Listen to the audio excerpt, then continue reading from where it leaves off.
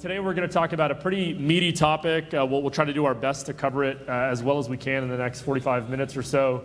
We're here to talk about the national housing crisis. So I think before we get into various opinions on what got us here, what the plausible solutions politically and from a policy perspective are moving forward, I think it's probably worthwhile defining what we think the crisis is. Are we in fact in a crisis? Is it a national crisis? Or is there some other way to think about the problem? So why don't we start, Aaron, if you don't mind, giving us a perspective on what is this thing that we're calling the housing crisis right now? Yeah, absolutely. I don't think there is a region that's untouched by this right now. And unfortunately, there's no common solution to the problem across the country. And you can talk about supply, you can talk about demand, but then with inflation, affordability, property tax increases, we're making it harder and harder for people to actually afford a home, also to downsize their home, and we're making it more challenging for everybody across the country. And this is a real shift. It's something that has always been top of mind, and I think a lot of people have always looked at housing as the Canadian dream and something to aspire to, but this is not a new challenge. I think what has happened, though, is we've really hit the tipping point of where we are right now, where there needs to be some real concrete solutions going forward, and where those solutions come from is going to vary geographically, but certainly some sort of leadership and demonstration that there is movement in order to address these is going to be key in the next coming years in order to avoid a generation completely tapped out of that dream. Well, you touched on something there that I think is worth sort of digging into. So we've hit maybe this quote unquote tipping point. I'm curious why you think that tipping point has happened today and why all of a sudden this is topical. I mean, if you look at recent sort of voter interest polling around topics that are of concern for voters, all of a sudden housing has shown up on a list that it has never shown up on before. Why were we not talking about this 12 months ago, let alone a decade ago? And maybe we can sort of do a little bit of a retro. Chris, I'll turn to you. Like, this feels a lot like a lot of the short-sightedness we get at many layers of our politics, where we deal with an issue after it's sort of too late. Rewind 10 years, was this not foreseeable? What caused this?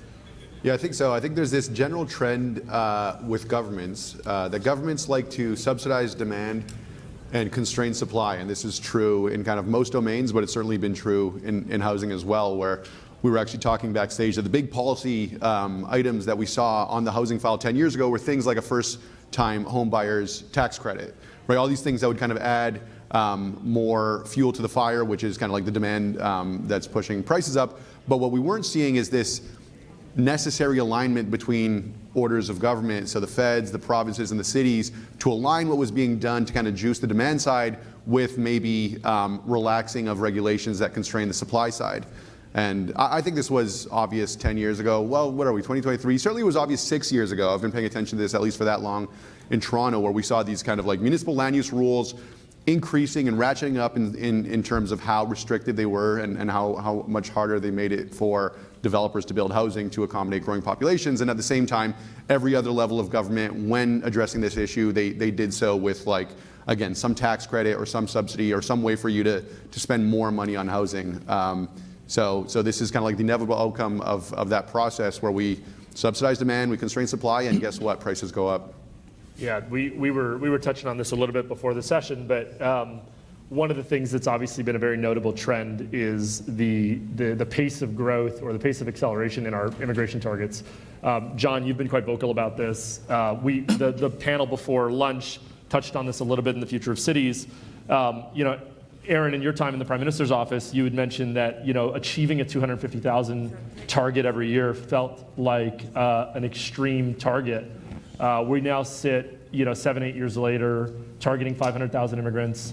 The data for last year just came out. We had over 1 million people come into the country last year. John, maybe you can share that perspective. I know a lot of the public dialogue has been focused on supply constraints. Immigration is not the only demand pressure, but it is a significant one. Maybe you can share some thoughts on that. Yeah, 100%. When we think about supply, nothing has fundamentally changed on the supply side in like 30 years. The official plan, zoning bylaws, all of those have been consistent. When we look at what has changed fundamentally, as he mentioned, I think when Aaron was in office with Prime Minister Harper, back then under Harper, under Chrétien, and under Martin, it looked like federal policymakers, when they're setting their population growth targets, they had a certain principle, which was to try to grow our population at a rate where we could actually build enough housing and provide the infrastructure for all the people moving here. And I think that has fallen apart under this current government. Under the past 3 prime ministers, our population has been growing by about 350,000 people per year. And we were building about 200,000 homes a year, which is fine. And more recently, as you mentioned, our population is growing by 1 million people per year, which is a challenge because we're not building any more homes. And it's very easy to say, and this is, I think, where I disagree with a lot of people who argue it's a supply problem. You don't need a PhD to know that you cannot triple housing completions in 2 years. It's just not possible. So this idea that Ontario is going to go from building 650,000 homes every 10 years to 1.5 million is a ludicrous target, because it's never going to happen. And I think you're never going to have any affordability until federal policymakers sync up with builders and provincial governments to ensure that our population is growing at a rate where we can actually build homes for people. Because if you're not doing that, you have skyrocketing home prices, and we have rents now going up over 20% per year on the lowest income households. So I think that's a bad strategy, but again, I think this is sort of a product of the policies that we're seeing at a national level. One thing that has changed is that the kind of housing that we're building is significantly different than it was 30 years ago. If you look at and you can see this in any city, where most of the new housing units are in high-rises, and most of the units within those high-rises are not the kind of unit you want to live in with a family. So we're not keeping up with the number of units that are required for population growth, and also we're building the wrong thing. And the reason we're building the wrong thing is because that's what gets built within the constraints of zoning and development charges and the cost of land and the time it takes to get approvals. If you talk to your average developer, they'll say it's about 7 years from the time they purchase the land to the time they put a shovel in the ground. That's far too long. So we're not only creating this disincentive to build, we're creating an incentive to build the wrong thing. So you add the population growth to that, and it creates a significant problem. Yeah, if I could add to that, just going back to the why wasn't there more foresight? I think kind of building on this point, what's changed over the last 30 years, if you look at a city like Toronto, it used to be that new homes would go to the suburbs. We had greenfield development, and there was plenty of space, and we built all these subdivisions. And then that land ran out, in large part because we have this green belt that kind of restricts how far out you could build in cities like Toronto. You have these urban growth boundaries. So then, the development industry pivoted to, we have all these parking lots downtown. So, okay, let's build up all the parking lots downtown. And what's happened recently is we're out of greenfield land outside of our cities. We're out of parking lots downtown in our larger cities, which means that you now have to go into established neighborhoods and intensify them. And the reason why we have these supply constraints, it's not for no reason, it's because people don't want intensification in their neighborhoods. This is kind of like the NIMBY problem, the not in my backyard problem, where we all basically agree that we need to build more homes to accommodate new people, but that's fine as long as it's not near, anywhere near my backyard. But when everybody says that, you run into this problem where you can't really build anywhere. So it's a lot easier, again, to build greenfield, a lot easier to build what we call brownfield, and now we're at a point where we either have to radically change this attitude that people have where their property rights extend beyond their property to their neighborhood, where they get to veto what happens down the block, or we have to revisit our immigration targets. My personal view is I'm a big fan of immigration. I would much rather us unlock supply and build more homes to accommodate more people and kind of grow as a country than use this as a reason to stop letting people move to Canada. You touched on something that I think is a contradiction that a lot of people don't fully appreciate.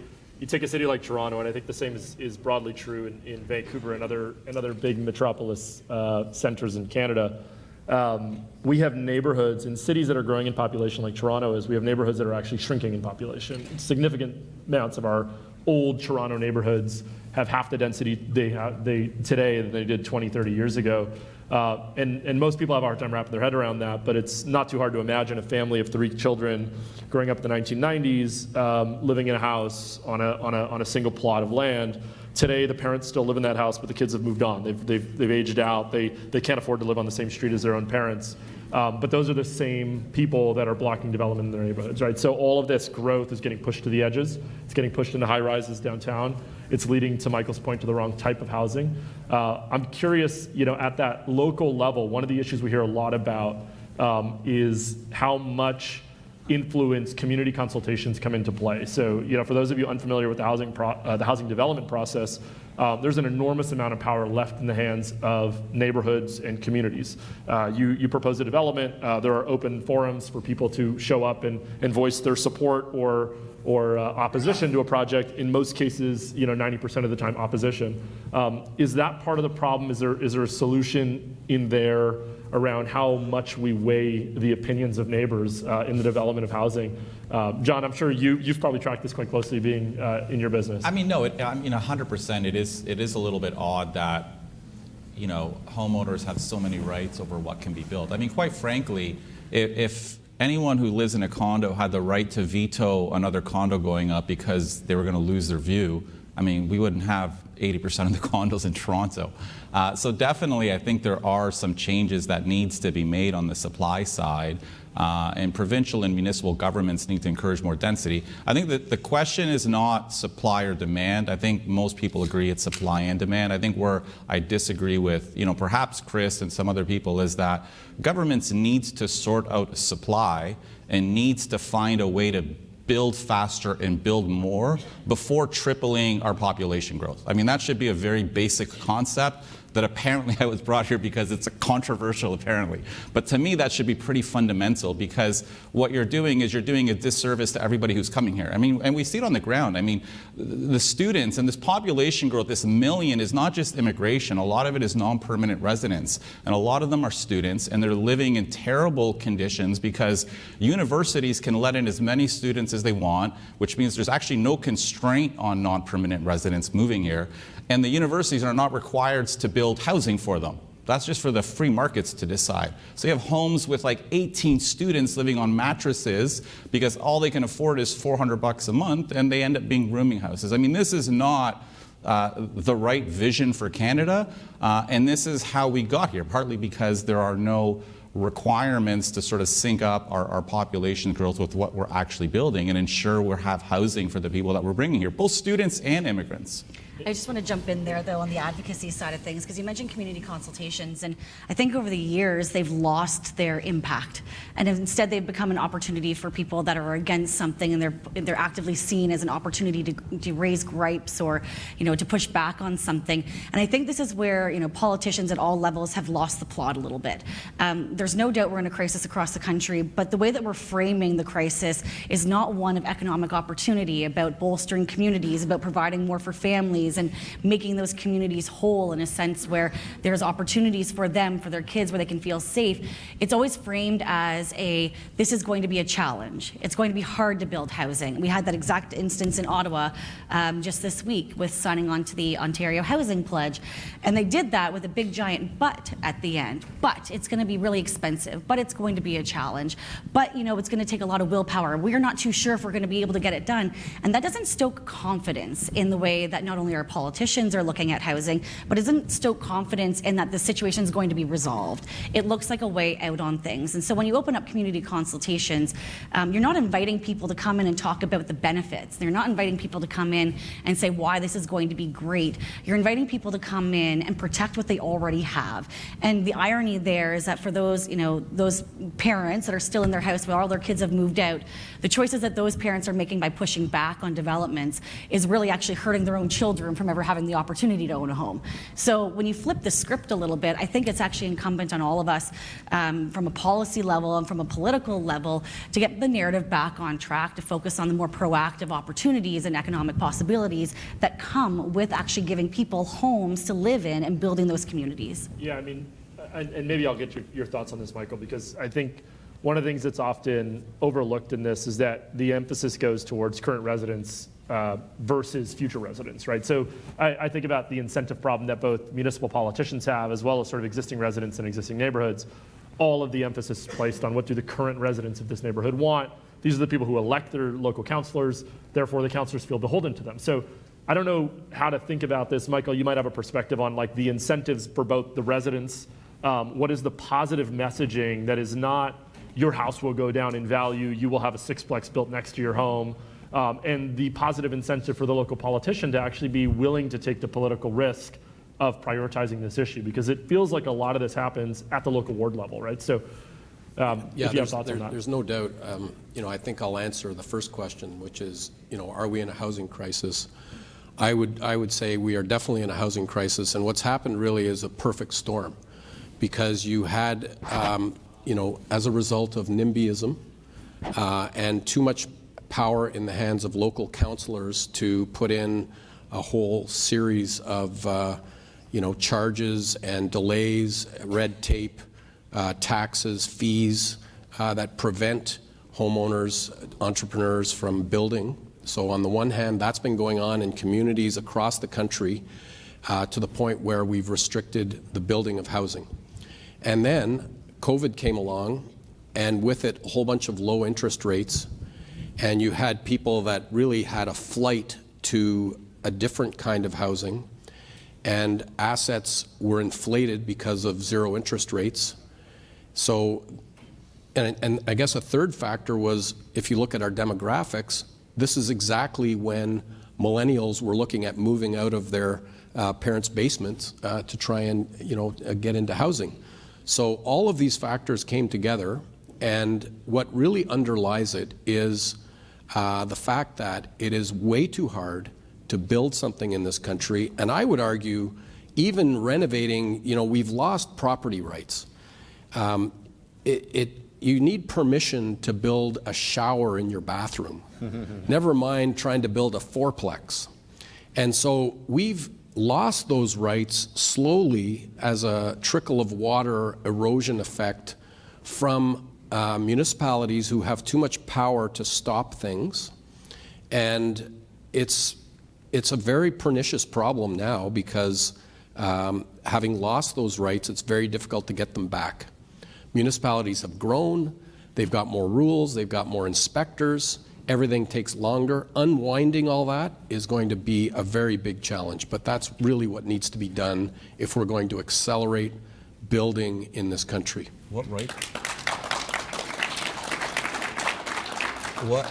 rights do you think we've lost? Out of curiosity, because I'm unfamiliar with what you mean. What rights have been lost? So imagine 50 years ago, if you wanted to build a garage in your laneway, what the permit system looked like at that time, and how much it cost to get that permit, and the turnaround from your local city to get that permit. And you look at it today, and if you track that, that's where the problem exists, because and there's been a very good study done on this by the C.D. Howe Institute.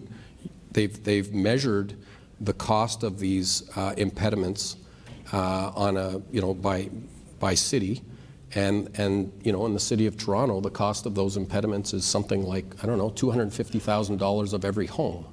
So you mean barriers because of building permit and the zoning process to build? That's what you mean. All of those things. Well, I guess the other way to frame it, I saw a tweet on this last week, and it said, I didn't realize that in the process of buying my home, I bought the rights to tell my neighbors what they're allowed to do on their property as well. And it does sort of frame this as a little bit of a property right question, right? Like this is my property. I own the boundaries of this property. The concept of not in my backyard is actually, I think, maybe a little bit of a misnomer, because you're never actually building in somebody else's backyard. You're blocking them from building in their own backyard, right? So not in your backyard. I don't want you to build anything in your backyard. It might cast a shadow on my strawberry patch or whatever it might be. And that's gotten to a point where it's effectively sort of clogged up the system of approvals. But yeah, and I think going back to this feeds into the political incentives, and the big problem is that the future doesn't have a vote. If you're 16 years old and you're going to buy a house in 20 years, you don't get to vote for the land use policies that will lead to there being an abundance of housing options for you when you're, let's say, 36 years old. So the future doesn't have a vote. In a municipal context, if you're moving to Toronto from Ottawa, I went to school in Ottawa, and most of my friends who are not from Toronto ended up in Toronto, you don't get to vote again in these kind of like local ward races that determine the conditions for your future life in Toronto. This is like not maybe the most popular thing to say, but this is to some extent a problem of democracy, where it rewards incumbents and it rewards people who are currently there, often at the cost of people who would like to be there. And I think like one way to solve this is to go to a system where you have more permissionless building, right? What we call as of right development. So the ability to build, for example, a sixplex on your property without having to go through a consultation process and to submit a proposal to your local councillor, which then gets voted on in council, where there's more of a permission to just do stuff. And this is like when you look at global cities that do have more affordable housing because they do build a lot more housing, and Tokyo is one kind of global example. Zoning is set at the local level and in a way where even the most permissive zone is much more flexible than our flexible zones. So the idea is that like you just kind of, this whole community consultation process, instead of trying to figure out how to best game it, you just avoid it altogether. Like there's a certain amount of things that you're allowed to do to intensify your property without asking anybody for permission. There's a framing question that I'm curious. I'm thinking about you, John, just based on the comments you made earlier about supply not being able to catch up quickly enough given the targets that we have, like tripling the amount of home developments that we do in Ontario. So to me, a big part of the question is not do we disagree, but really do we disagree on the timeline of when these things come into effect. I mean, one problem that I see is the way that the question is posed to voters seems to imply that in order for you to allow more development in your neighborhood, you're going to be sacrificing value in your own home. I don't think there's been enough challenge to that premise. I mean, you look at cities around the world that are among the highest valued real estate in the world. These are places like New York City, London, Paris, that have very intentionally gone through their own intensification in decades prior, where there are benefits to density that show up in home values. I mean, simple example, if you were to turn around and say to a single family homeowner, you are now allowed to sell this piece of land and or develop it into a sixplex. By definition, that piece of land has now become more expensive, not less expensive. So the homeowner actually wins in that equation from a land value perspective. But it seems like the consensus thinks the opposite. I'm curious if you've got a take on this. Are we missing sort of a political narrative to actually make this feel like a win for current residents and current homeowners as opposed to a loss? Yeah, I think that's a great question. And I do think there's a misconception. I mean, when we talk about upzoning, I don't think the people who oppose it are against it because they're against the value of their land going up, which is exactly what happens. I mean, if you basically say on this piece of parcel land as a single family detached home, you can put a 6-unit apartment building, that land's worth more. But most people just don't want a 6-unit apartment building beside them, right? So you have this tension between, what this apparent solution is versus what most people want. And in my neighborhood, I live in a very urban neighborhood, and there are apartment buildings everywhere. I have no problem with that, but I'm not going to assume every single person in every jurisdiction in Ontario is going to be fine with that. And I think this is one of the problems when you talk about supply meeting the demand. I mean, everything that Chris is talking about requires significant changes to Ontario's planning policies, municipalities' planning policies, zoning bylaws. And forget not being able to triple, like those changes do not happen overnight. That alone is a decade-long plus process. Yeah. And this is kind of what I mean. I'm not saying, we don't need to consider some of those potential changes, but those don't happen overnight. And this is exactly why our housing supply can't keep up, because the foundation, this legwork, this infrastructure, if you will, that governments need to do to set the foundation to actually accelerate building wasn't done. We just wanted to ramp up population without giving any thought into how to build more. And this is why there's this massive mismatch today. Well, I think you pointed to something that I find is the framing that's been used for people opposing these types of changes, is this fear factor that if we allow this to happen, every single family home is going to be sitting beside a high-rise condo building, right? And we've seen these posters in Toronto. Brad Bradford, who's currently running to be the next mayor, had this opposition in his own ward where like, hey, condo tower next to your home, is that what you want? This is what Brad Bradford's going to deliver for you. When the reality is actually a lot more subtle. I mean, most of the conversation today is actually pointing to the fact of Michael's earlier point that we have created the wrong type of housing because of these disincentives, where we've ended up in a city, and I think this is true in Vancouver as much as it is in Montreal as well, where we have single-family homes and we have high-rises. Everything in the middle that we call the missing middle has sort of been overlooked, whether that's turning a single-family home into a duplex or a walk-up 3-unit apartment. These are not as scary as the idea of a condo building in my neighborhood, right? So, Michael, you made reference to this idea of sort of the mismatch of housing types that we've built, presumably because it's been so challenging to break into these neighborhoods. How do you how do you sort of respond to that resident concern that I'm going to be sitting next to an apartment building in 10 years? Well, because for the most part, that's not going to happen. And, you know, you can, I think it was in British Columbia where they were proposing 4 units. And in many places, it's 4 units if you have a corner property. So it's not, you know, build anything anywhere, and, you know, certainly not build a gas station next to my house or something like that. You know, there are obviously constraints, but we're a long way from that. And the other thing is that the missing middle is exactly the kind of housing that smaller entrepreneurs are building. And because there's so much cost and red tape and delay, they're getting out of the business. They can't afford to be in that business. That's why you're seeing the financialization of housing, because it's only bigger companies that can afford, you know, a regulatory staff to get approvals and to have this patient money, and then the incentives that really only makes sense to where you get a return on your dollars. You build a really big high-rise with a lot of, you know, bachelors and one-bedroom apartments in there, and it's the constraints that have really hurt entrepreneurs, smaller entrepreneurs, from being able to build more housing, and that would all be your sort of missing middle type housing that they would build. So if we could take those constraints off, I think you'd see a flurry of activity from these smaller business people who would fill that gap very quickly. So ahead, I'm going to disagree with Michael because that's what I'm here to do. So I think when you say it's never going to happen that apartment buildings are going up next to you, I disagree with you, because that was fundamental in the province of Ontario's Housing Affordability Task Force. And I think, I mean, Chris can correct me if I'm wrong, but I think it was almost something like, as of right, you could build 4 stories and how many, 3 or 4 units? 4 units, yeah. 4 units anywhere, Yeah. pretty much anywhere. And if you live on a street that just happens to have a bus going through it, I think it's, as of right, 12 stories, right? That was the recommendation. That was the recommendation. So as of right meaning you don't even have to apply. So this idea, and I don't even want to get into the debate about whether that is the right policy or not, because I don't think we can have the same policy for everyone in Ontario. I think it's a bit ludicrous, because I think communities are obviously very different. Like I said, mine's very different. To me, that would be very normal, quite frankly. But I think the biggest problem with that policy, or this recommendation, is that in like 60% of Toronto, I can't tear down a single-family bungalow and build 2 semis. It's not allowed. And so we can't even crawl in terms of sort of housing construction.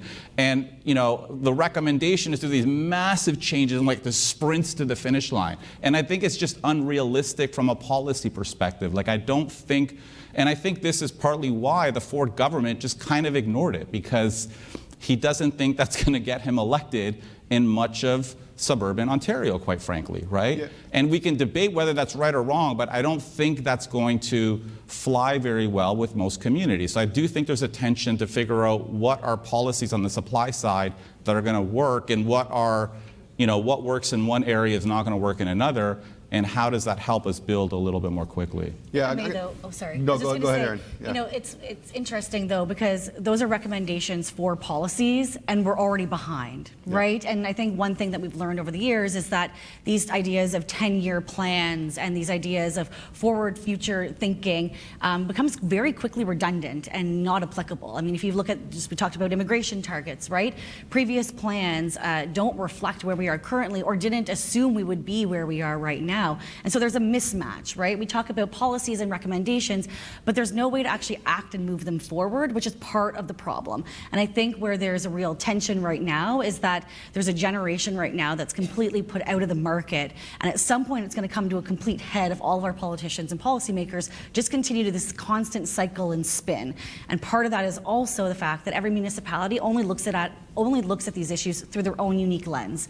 And every time they make a decision to not proceed with development or not expand land use, there's a trickle-down effect that's going to impact the entire community, that's going to impact the economy of that city or town, and it's going to put towns and municipalities against one another, because if you're making these one-off changes, they're all going to, you know, you put a drop of water in a bucket, you add those all up across the province or the country, they're going to add up quite quickly to cause an even bigger problem. Yeah, so I think you need to kind of like jujitsu into the political incentive. So I think this is actually an opportunity for conservatives, where conservatives typically come from more rural and suburban areas, right? So we have a unique opportunity to vote for a government that will upzone the hell out of Toronto, which I would love as a Torontonian, and not face any political backlash, because guess what? People in Toronto don't vote conservative anyway. And here's a side benefit: if you live in a city outside of Toronto, well, what's happening when we don't build enough housing in Toronto? You get all these Toronto refugees kind of making it to your neighborhood, and they're trying to intensify your neighborhood. So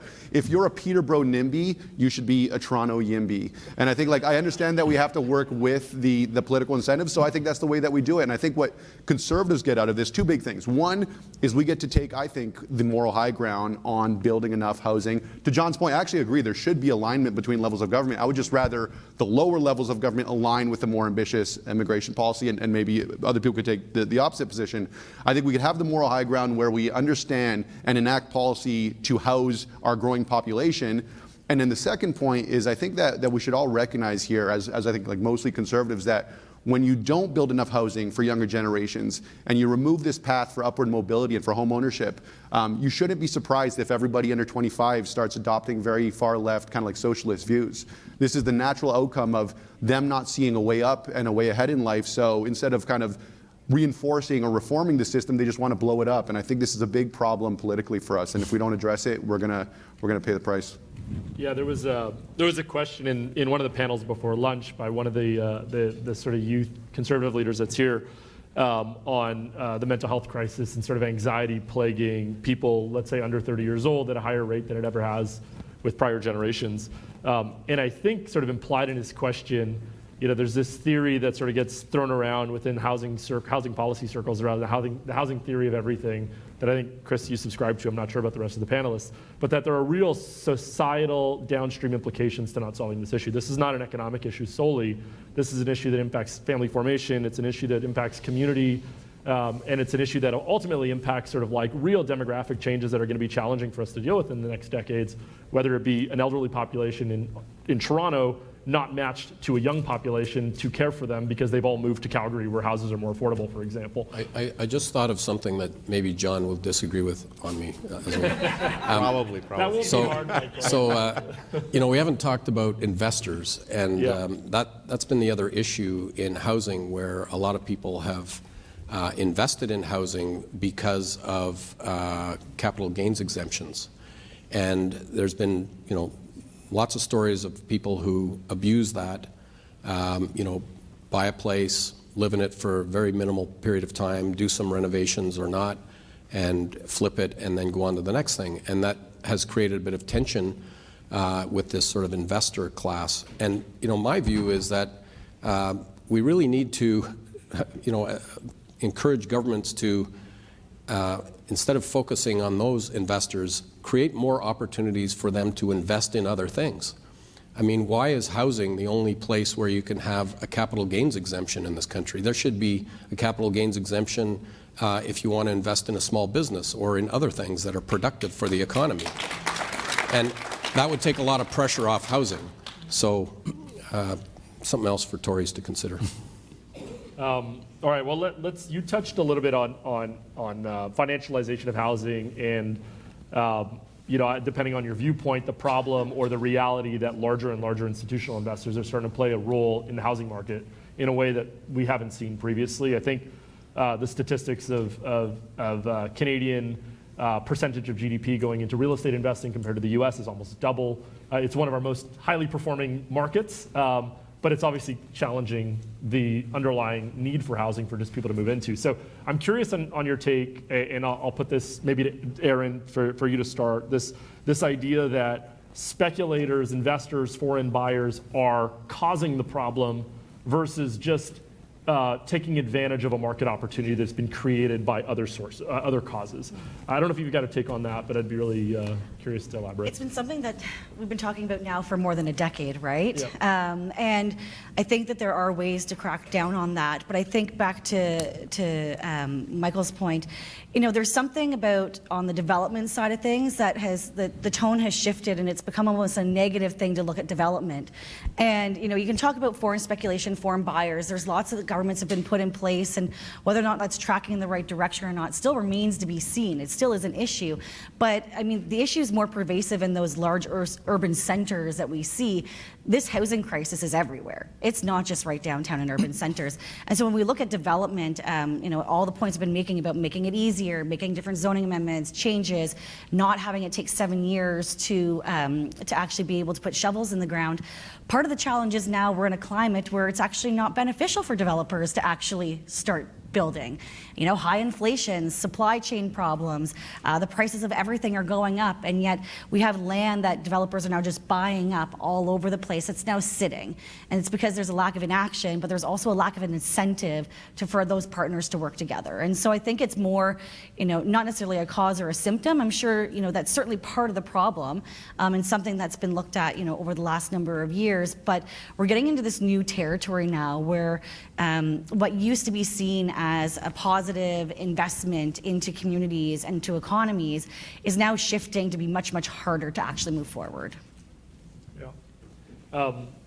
There's sort of a little bit of a catch-22 that I find in part of that limitation that you're talking about. That's been the Ontario government, Monty McNaughton specifically, has been spending some time talking about the labor shortage that would be ultimately an obstacle to some of these housing targets that we're talking about. Whether they're viable and accomplishable or not over the next 10 years, time will tell. But one of the catch-22s is that if you want to solve the labor problem, you probably need to look to immigration. But if you look to immigration too quickly, you probably exacerbate the problem.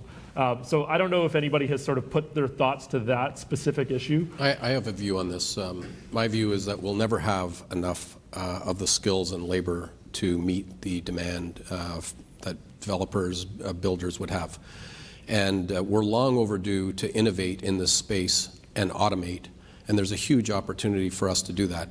We live in Canada. We have all of the materials. And yet we don't assemble houses any differently than we did in the 50s. You could come out of a time machine and walk into a housing development and start swinging a hammer, and there'd be very few things that you wouldn't recognize. So we need to innovate, and it's also an opportunity, by the way, to not only build faster, but to build to better code. If we had panels that were delivered and assembled on, I like to sort of use the analogy of a Kinder Surprise. You deliver this thing in a box and you assemble it. You have instructions that are easy. We could train people to do that. We could have factories doing it instead of having plywood lying around the ground, getting snow on it, and cutting it with chainsaws on site. So I think the opportunity for governments to encourage that innovation, not by funding it, but maybe by getting out of the way, or having some capital gains exemptions or something that I think this is allow it. this speaks also to the benefit. We're talking about the missing middle, where a lot of the shortages in trades for housing development are in the high-rise trades. So there aren't enough form workers to form all the concrete structure buildings that we need to accommodate this growing population. But what we do have are a lot of people who can swing a hammer and can build a 4-story wood frame building. The only problem is the reason why we call it the missing middle is because it's missing, and it's missing again because these rules make it very hard to build. So I think that this is not a complete solution, but it is somewhat of a release valve, where if we allow for, frankly, simpler and smaller scale forms of development to take place, it's much less of a problem. Another kind of layer on top of this, which a lot of people hesitate to get into, is that the constraint is not just in the number of people who want to be form workers, but there are these kind of cartel-like dynamics with a lot of the labor unions that control and constrain access to these roles to keep prices high. This is a natural incentive, and with a lot of political capture. So most of the builders who build missing middle housing are not unionized and do not have to wait for someone to kind of give them a pin to go on site and start building a home. I'll probably get the details of this a little wrong, but if I'm not mistaken, the new mayor in Vancouver, Ken Sim, has proposed, specifically as it relates to laneway houses or garden suites, the idea that the city would pre-approve a certain sort of model, a certain design, and so long as you picked from one of these designs, the approval process would be dramatically accelerated. I don't know if that is a viable solution at a larger scale. Obviously, that's very specific to the small form factor of a laneway suite. But is there something to be said about how we could accelerate the approval process when it comes to improvements to a home or the addition of a basement suite or things that are incremental changes to the ability to house more people? I don't know if anybody has a view on that.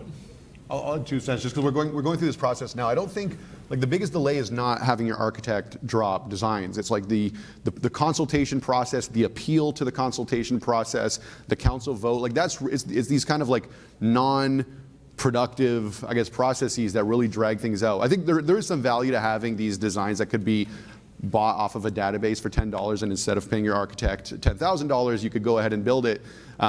I just think that, one, that's not really where the bottlenecks are, and two, the problem with a lot of good-sounding planning ideas is that they're implemented by planners, and planners have a way of taking good ideas and over-prescribing them and making them so complicated that they're not viable. So they would take this kind of like, here's a database of floor plans that you could use, and you could go ahead and go straight to building permit. You don't need any special approval beyond that. But they'll want to tick every box in terms of like family-friendly units, green building material, all these things that are nice, but that like when you layer them all together, now I have a floor plan that I can't build. So I'd be careful, looking to planners for solutions to a problem that planners have caused. All right, well, maybe just to sort of look at this from a political perspective, it feels to me like every layer of government across the country, definitely in areas where there are more dense urban centers, is now focused on this issue. The question of whether or not they are focused on the right prescriptions, I think is still yet to be seen. And it feels like there is probably a mismatch between the right policy and the right politics on this question. So I'm curious, Justin Trudeau last week just announced a new housing acceleration fund out of the federal government. Lots of criticism from all sides of the political spectrum as to whether that will have any impact other than spend more money. But what is that gap between what is politically popular? You mentioned this, Aaron, in terms of what the provincial government is going through with municipalities in Ontario, and how that is disconnected from the right policy prescriptions to solve this problem. Yeah, it's interesting that you bring this up, because I was talking with the deputy leader of the CPC last night, Melissa Lansman, and she had a great line. You can't live in an accelerator, right? Like, what does that even mean? And so to the average person, the people that are looking for housing solutions, the first 2 words within the announcement were accelerator and innovation. Well, now that's just completely lost on everybody. And it's essentially money to plan for a potential plan that is going to come down but will have no impact. And we're just putting the road, knocking things further down the path. This is not going to solve any of the problems. And that's where there's a huge gap when I think it comes to the federal government's perception of the housing crisis and the federal government's role in the housing crisis. And, back in when Stephen Harper was Prime Minister, you can argue over whether it was, boutique tax credits or sound public policy. But at the time of the economic downturn, when there was an injection of infrastructure money going into the economy, at the same time the government was giving supports directly to families for that first-time buyers tax credit, to increase the amount of money they could withdraw from their RRSPs, home buyer retrofit tax credits. And so at least people had a sense that they were getting something and that they were feeling heard that they could then put towards their own situations. I think what's happened in the last 7-8 years is the government has removed itself so far that by the time they make an announcement, it's redundant. And it's really unfortunate, because there's a real opportunity to set the pace for what those conversations need to look like at a variety of different levels.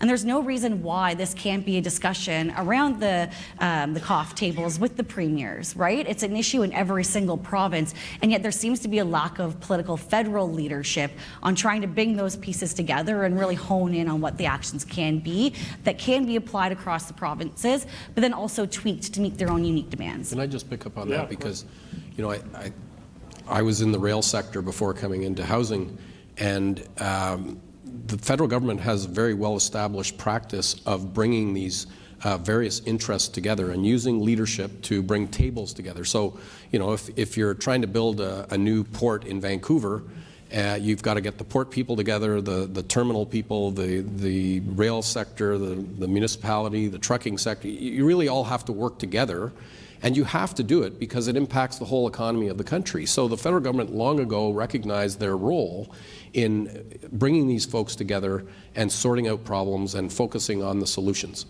And, it's just been a complete vacuum in that sense of leadership from the federal government, because they've suddenly, I think, realized that there is a housing crisis and that the federal government plays an important role, but they haven't worked to convene the various parties, and they haven't, talked about it at provincial meetings that I'm aware of.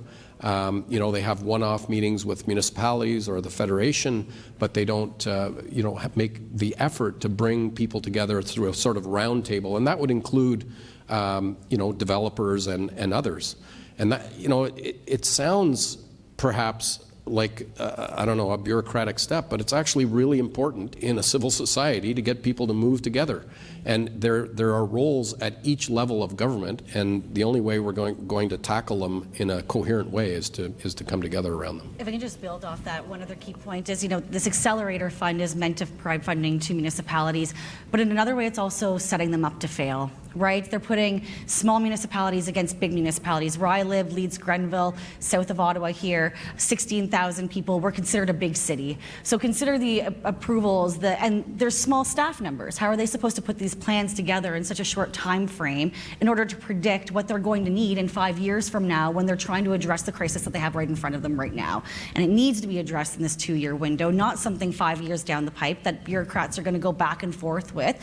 And we have evidence that the government can move fast. I mean, even pre-COVID, on some of the programs they're doing, the Economic Action Plan and the infrastructure projects that were able to be rolled out by the federal government between 2008 and 2010 show that if the demand and the will is there in order to get the federal government to mobilize in a way that's going to inject these funds into municipalities in a way that's actually going to truly benefit them, the same could be done for housing, and I don't see an impetus why not. So we have to wrap up, but I think maybe one last thought.